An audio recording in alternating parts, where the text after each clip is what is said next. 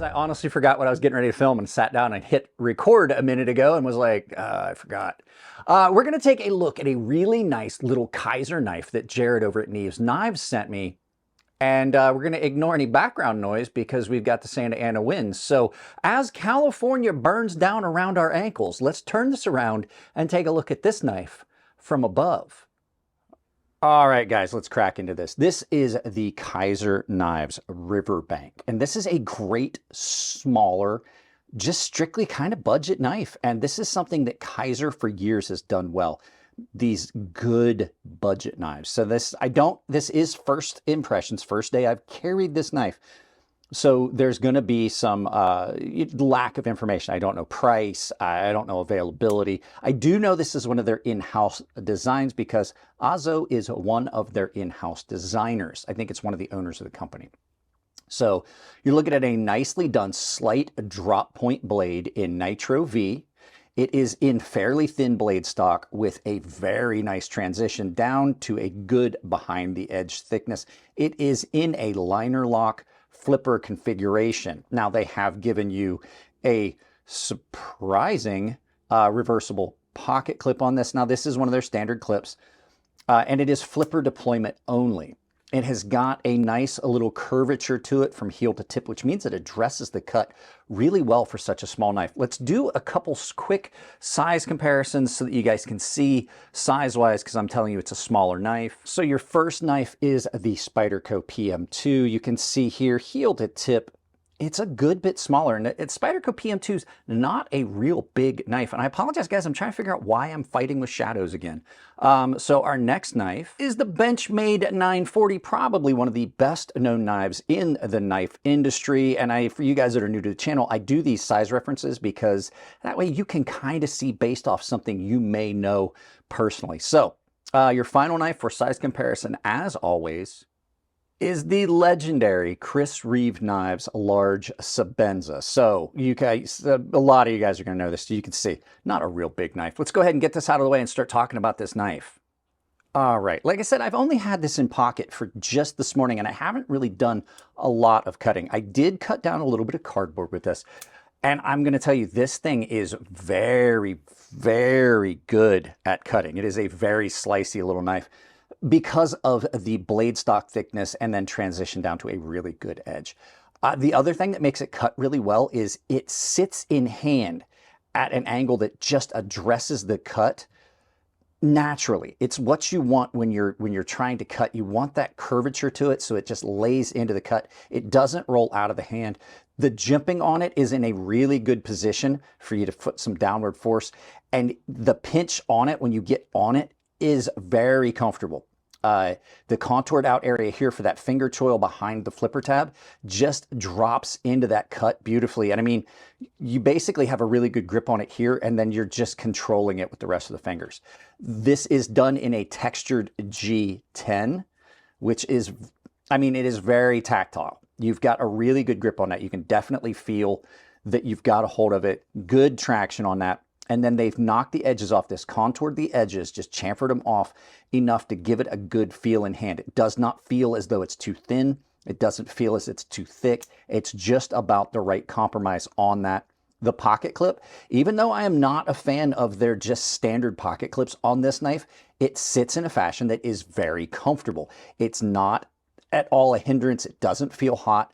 And I think it's just because of the size of the knife.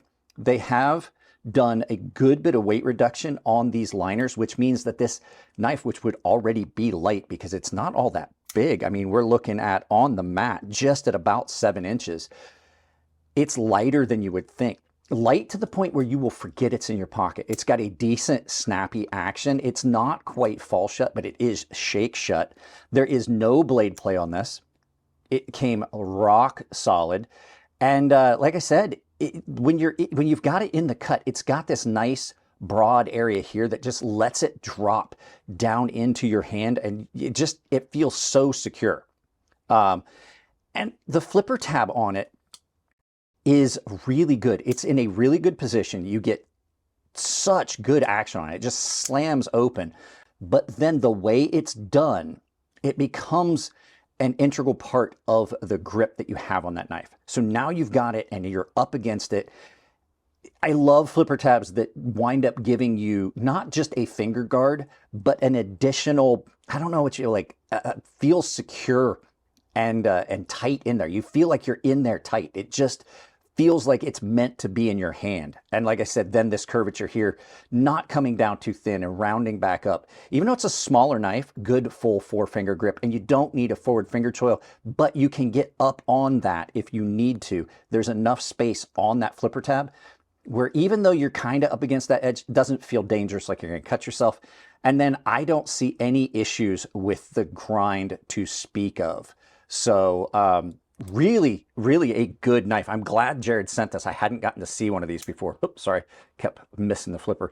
There's a couple little things that I have noticed about it that I don't like, and we'll talk about those when we turn this around and look at flip side of the story, flip side of the knife.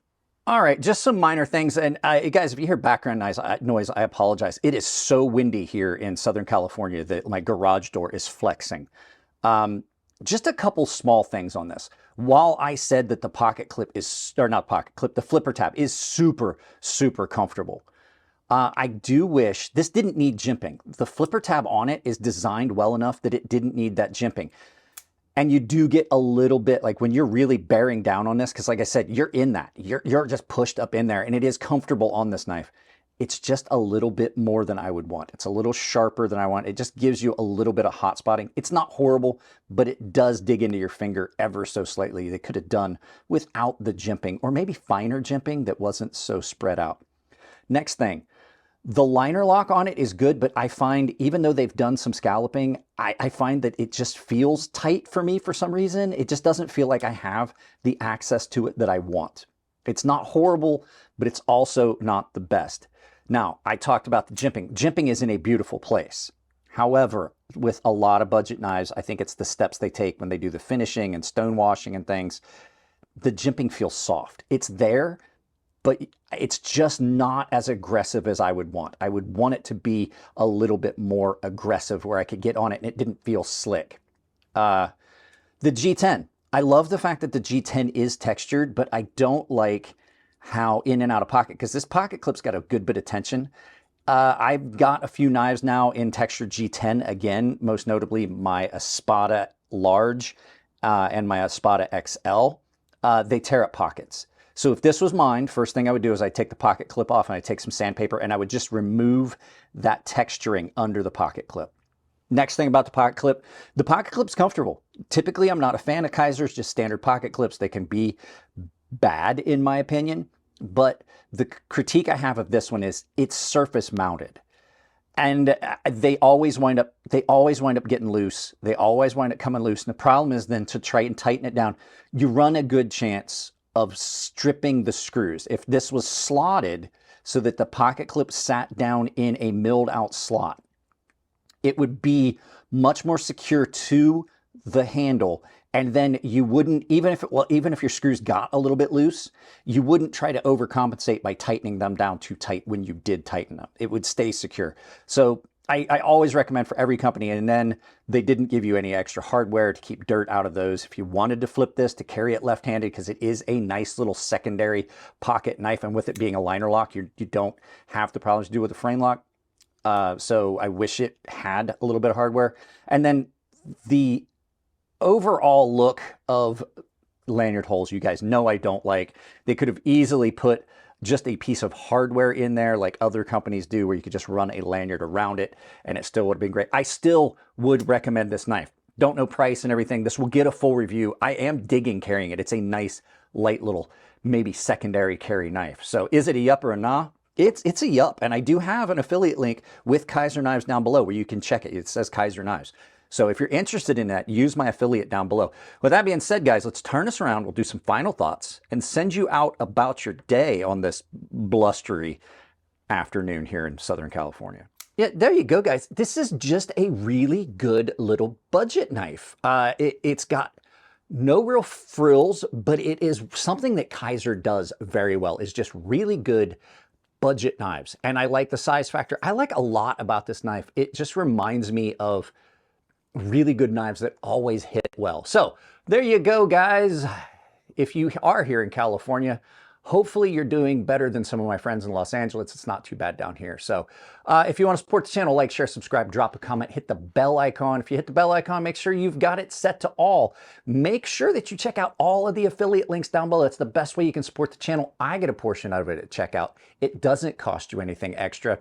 As a matter of fact, well, make sure you use that Amazon store, pin it to your browser. Make Jeff Bezos pay me. But you can also take two of those links, Coffee Brand Coffee and Tempered Trails, and save 10% just simply by using them. I know both the owners of the companies. They're both great people, good small businesses. I also have got a coupon code crazysharp that will save you 10% at checkout at Fair & Forge Knife Works, KATSU Knives, and Rose Craft Blades. I have a membership down below where you can get early access to videos and exclusive content. Plus, there's a public Discord down below where you can reach out to me if you've got knives, you want to get on a channel, you can just send me a DM there. It says join the community. Guys, that's it on this one. If it's your birthday, happy birthday. Keep it clean in the comments section, and I will see you in the next video.